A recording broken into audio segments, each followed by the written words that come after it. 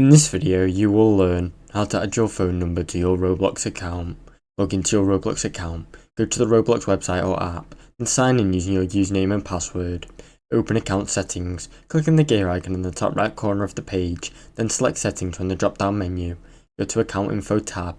In the left hand menu, select account info to view all of your personal information and contact details.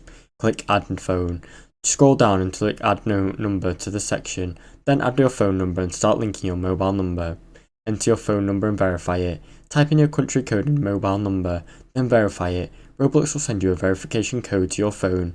Enter it into the provided box. Save your changes. Once verified, your phone number will be securely linked to your Roblox account, allowing you to easily access and recover your account later, and enables additional security features. Now you know how to add your phone number to your Roblox account. Thanks for watching. Don't forget to like and subscribe.